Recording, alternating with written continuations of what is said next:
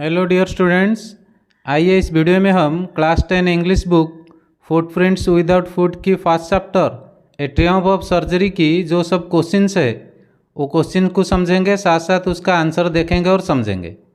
ये देखो, बिगनिंग में ये 3 क्वेश्चन दिया है, ये फर्स्ट पार्ट की क्वेश्चन है। ठीक है, इसी तरह सेकेंड पार्ट की बिगनिंग में क्वेश्चन दिया है और चैप्टर के एंड में बाकी सारा क्वेश्चन है।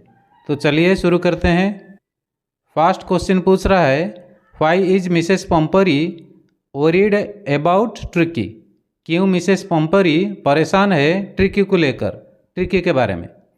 आंसर क्या होगा देख लो। लिखा है, Mrs Pumphrey was worried and distraught because Tricki would not eat anything. Mrs Pumphrey बहुत ही परेशान और व्याकुल थे, यानी घबराए हुए थे, क्योंकि ट्रिकी कुछ खा नहीं रही थी। It even refused it's favourite dishes. ये मना भी कर देता था, अपना फेवरेट खाना नहीं खाता था।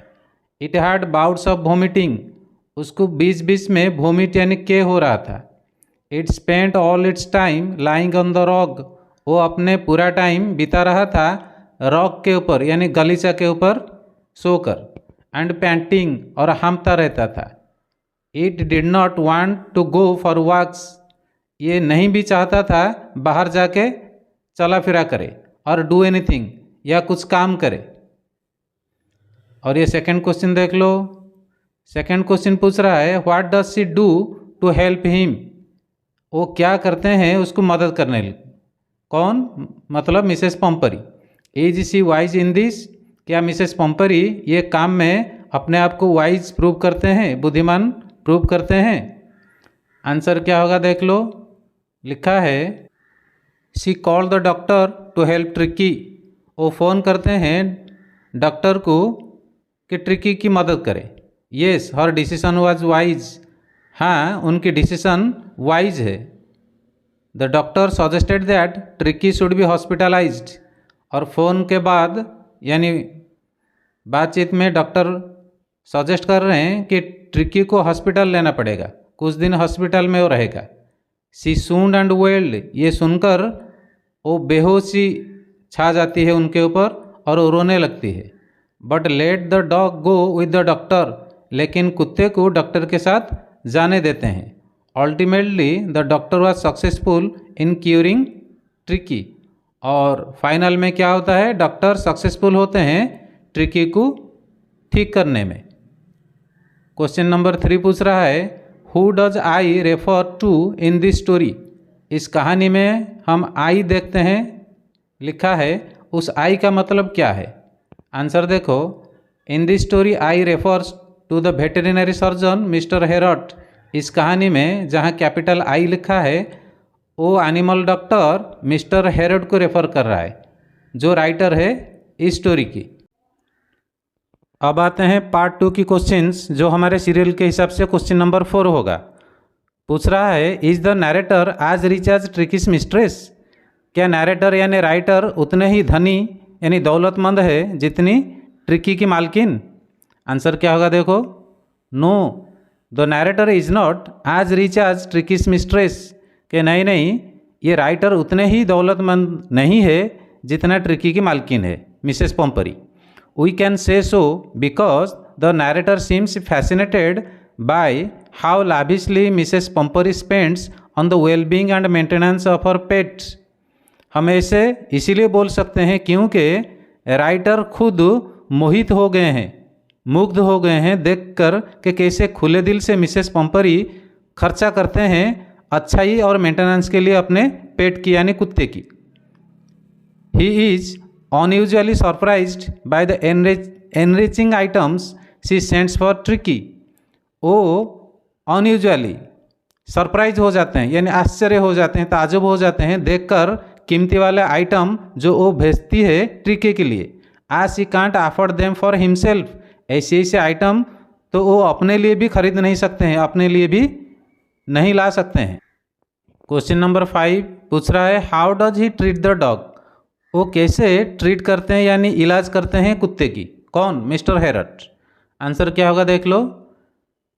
James Herriot treats Tricki just like he would treat an overweight and lazy dog which Tricki is.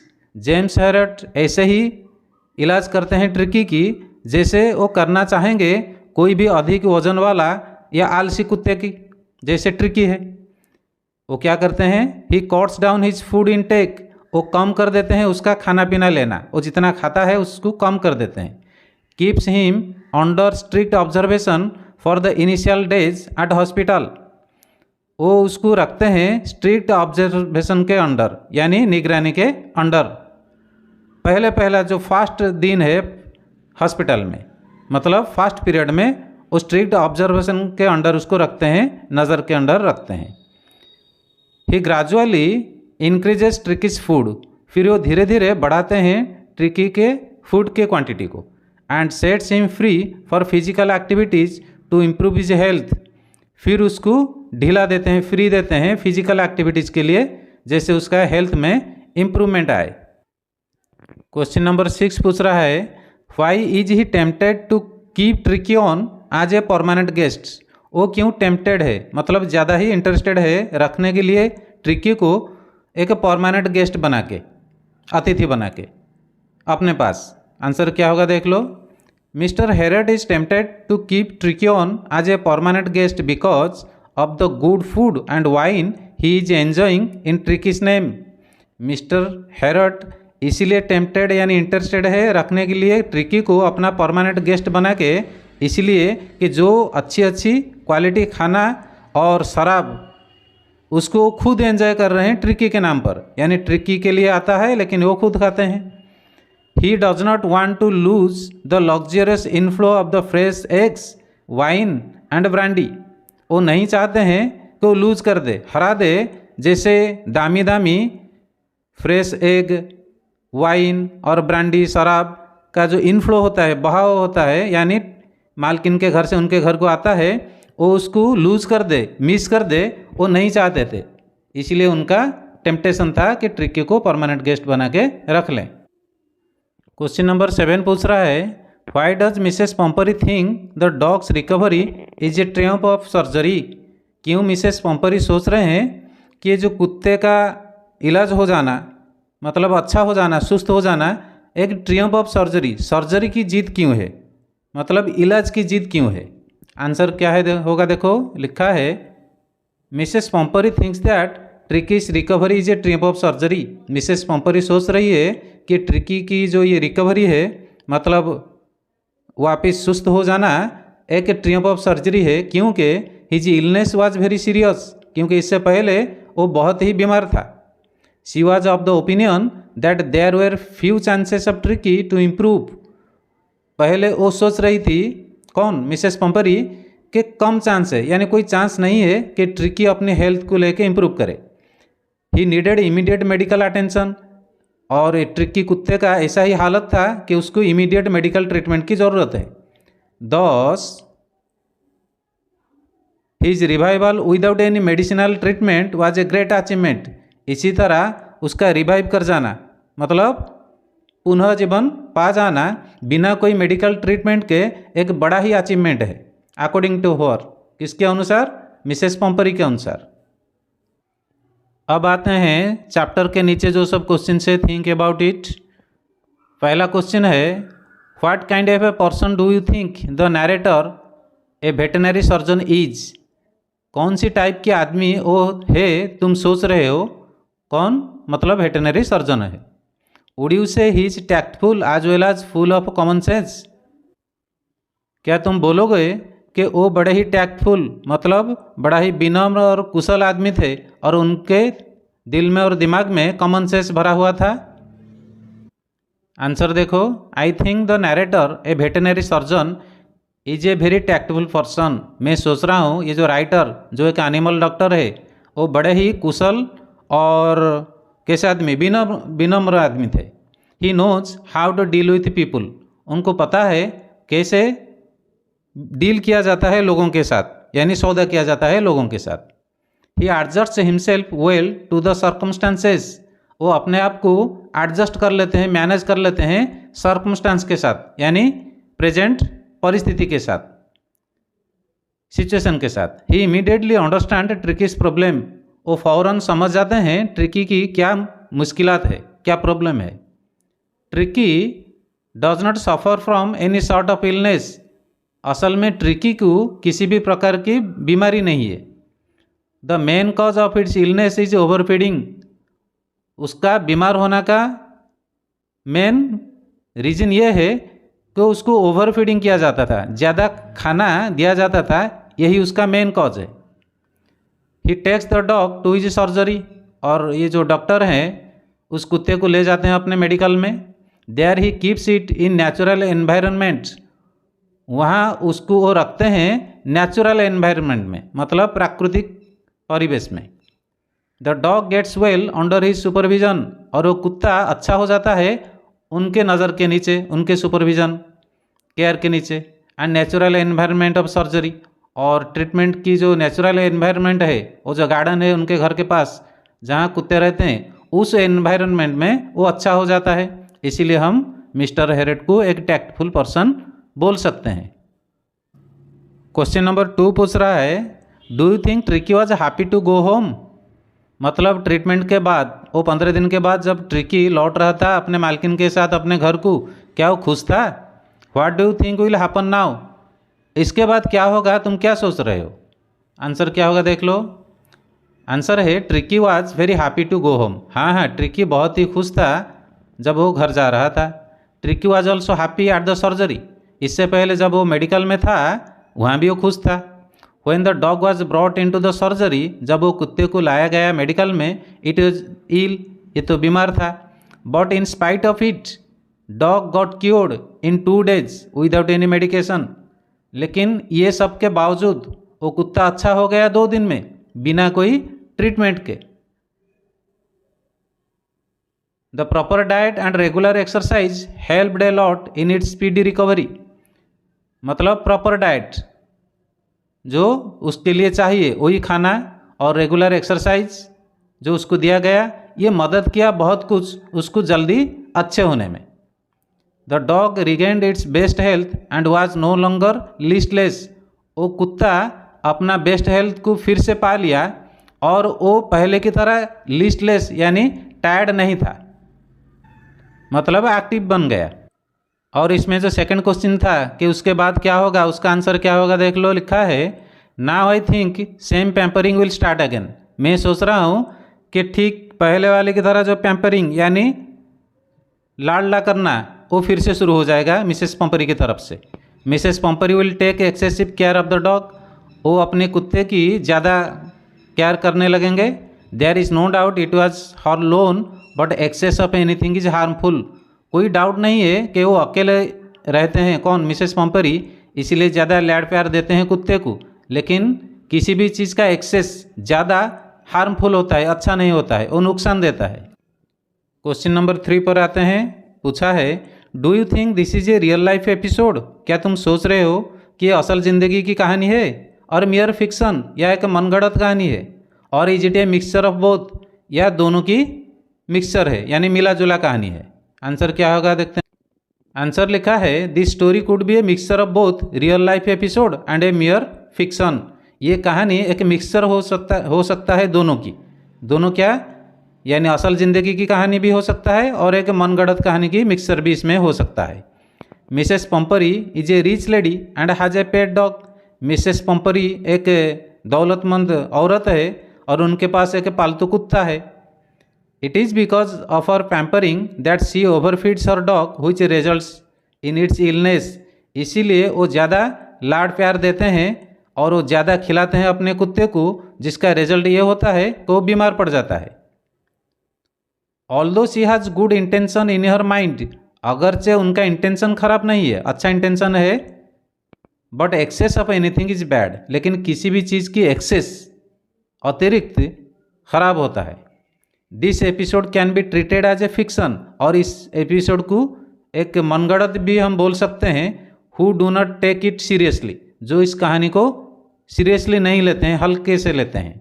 It can be called real life for those parents who take excessive care of their child. ये एक असल ज़िंदगी की कहानी हो सकता है उन माँ बाप के लिए जो अपने बच्चों की ज़्यादा केयर लेते हैं। ज़्यादा केयर नहीं लेनी चाहिए उनको अपने रास्ते में कुछ फ्रीडम देनी चाहिए, वो अपने तरफ से कुछ करे दुनिया में। अब आते हैं कुछ लॉन्ग क्वेश्चंस की तरफ।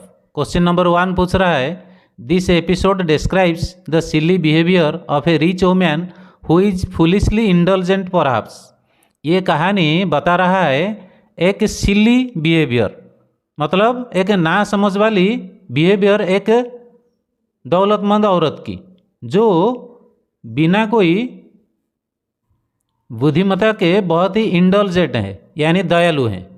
बिकॉज ही इज लोनली, इसलिए कि वो खुद अकेली रहती है। Do you think such people are merely सिली?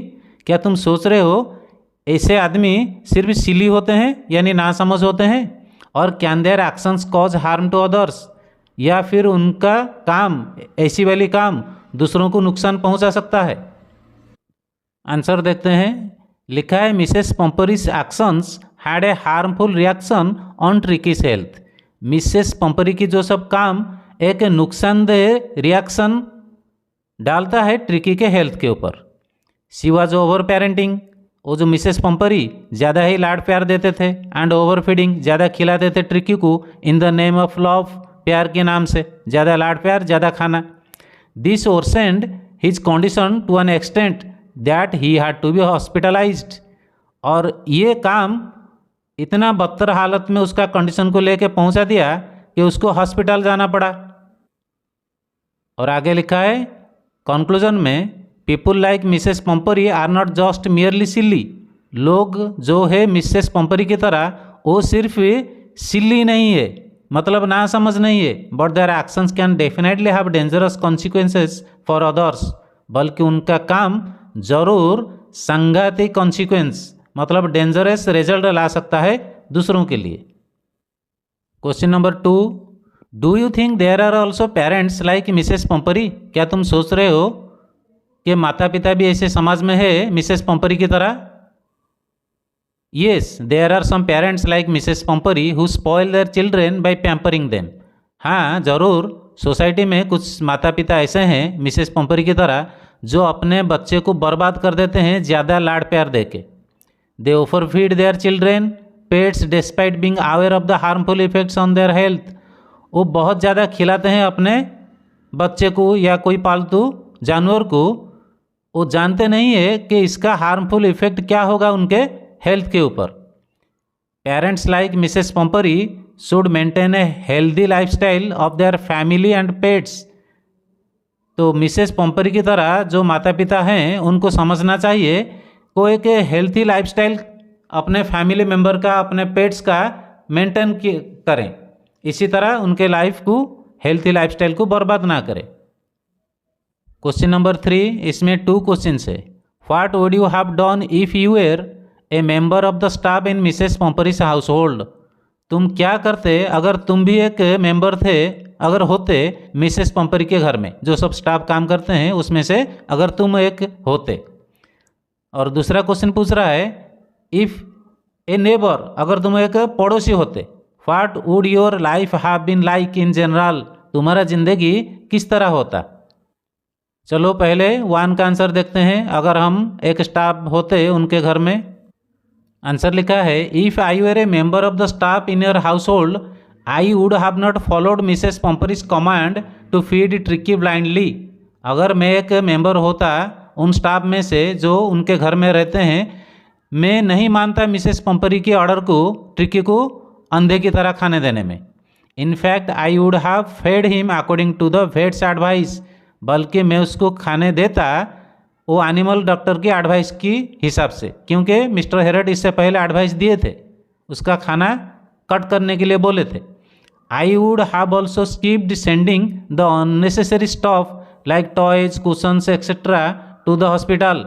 जिस तरह दूसरे स्टाफ भेजते रहे टॉयज, कुशन, वो सब सामान हॉस्पिटल को उसके साथ कार में, मैं ऐसा काम नहीं करता, ये सब मैं नहीं भेजता। My life would have been a very busy one. मेरी जिंदगी एक बिजी जिंदगी होता। As I would have had to take care of the household chores and meet Tricki's demands on time. क्योंकि मैं घर के दूसरे काम में व्यस्त रहता, उसका केयर लेने में, और ट्रिकी का डिमांड टाइम पर पूरा करने में। ऐसी अननेसेसरी ब्लाइंडली मैं मिसेस पंपरी की ऑर्डर को फॉलो नहीं करता, नहीं मानता। और ये जो सेकंड क्वेश्चन था, अगर मैं एक पड़ोसी होता तो उसका आंसर क्या होगा देखेंगे। आंसर है if I were Mrs Pumphrey's neighbour, अगर मैं मिसेस पंपरी की पड़ोसी होता, I would have advised her to consult a vet, मैं उनको एडवाइस देता रहता कि वो कंसल्ट करे एक एनिमल डॉक्टर से, and follow his advice strictly keeping in mind Tricki's deteriorating health, और उनको बोलता कि वो फॉलो करे डॉक्टर की एडवाइस स्ट्रिक्टली, दिमाग में ये बात रखते हुए कि ट्रिकी की हेल्थ दिन ब दिन ख़राब होता जा रहा है, उनके एडवाइस को नेगलेक्ट ना करे, यानी डॉक्टर के एडवाइस को। I would have also been supportive in their hard time when Tricki was hospitalised, जब ट्रिकी को हॉस्पिटल लिया गया उनकी मुश्किल टाइम में मैं भी उनका मदद करता। My life as Mrs Pumphrey's neighbour would have been full of surprises and gifts as Mrs Pumphrey was a loving lady, मेरा जिंदगी एक मिसेस पंपरी की पड़ोसी के हिसाब से फुल ऑफ सरप्राइज से होता था, यानी मैं भी बीच बीच में ताजुब हुआ होता क्योंकि वो मुझे गिफ्ट देते, क्योंकि वो एक लविंग लेडी थे। अगर वो किसी के ऊपर प्यार आ जाएगा उनका, वो ज़रूर उनको बहुत सारे गिफ्ट देंगे और वो सब मुझे मिलता। Last question, what would you have done if you were in the narrator's place, तुम क्या करते अगर तुम राइटर के जगह होते, यानी मिस्टर हेरट की जगह। आंसर क्या है देख लो। If I were in the narrator's place I would have treated Tricki with a similar amount of compassion and love, अगर मैं नैरेटर की जगह होता तो मैं भी ट्रिकी का ट्रीटमेंट ठीक उसी तरह लव प्यार यानी दया करुणा दिखाकर करता जैसे मिस्टर हेरट ने किया है। I would have been equally caring as Mr James Herriot towards Tricki, मैं भी उतना ही कैरिंग होता जितना मिस्टर जेम्स हेरट हुए हैं ट्रिकी के प्रति।